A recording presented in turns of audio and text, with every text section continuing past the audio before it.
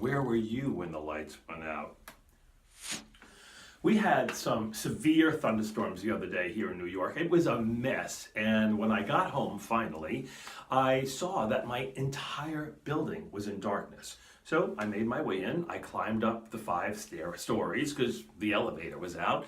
And when I opened my apartment door, I thought, in that darkness, this is not nearly as much fun as it was when I was a kid.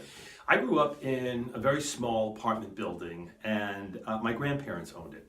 And I remember blackouts as a kid were so exciting.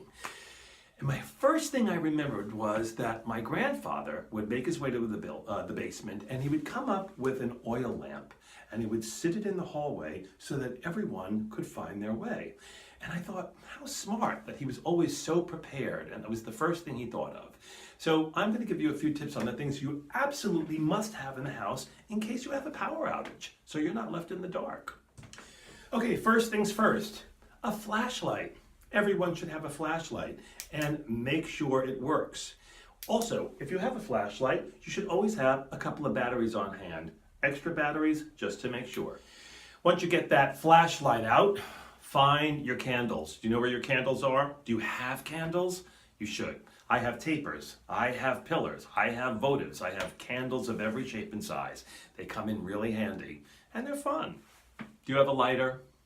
Do you have matchbooks? Do you have a clicker? These things are essential. You need them, like those candles.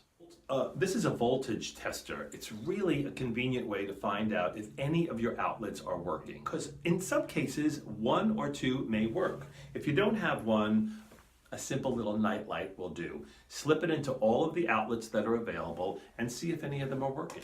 I found that one was working, and I was able to, with a power cord, connect my refrigerator to the one working outlet, so that you can preserve everything that's left in your refrigerator. If you don't have that, it's a good idea to keep your refrigerator closed as long as possible, especially the freezer. It's a great idea to keep one of these power cords around just in case. If you have kids, you need to be prepared. Having some board games and some snacks are always a good idea. Some cookies, some treats, crackers. Leave a box of unopened crackers. Little peanut butter and jelly sandwiches on crackers are a perfect little snack in a blackout. It is essential to have a portable charger. Keep it charged up.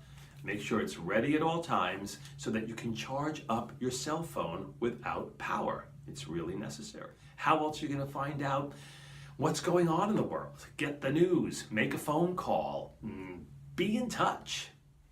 I'm lucky enough to be in a metropolitan area, but if you're out in the middle of nowhere, it's a great idea to have a battery-operated weather radio, just so you can know what's going on.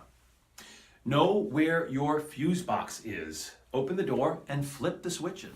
Open that door, and these little switches go right, go left. Make sure that they are on. Call your power company and create a ticket so that they can inform you of updates as they come along.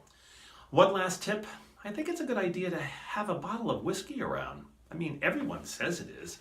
I don't really drink the stuff, but it must be good for something. Don't get left in the dark.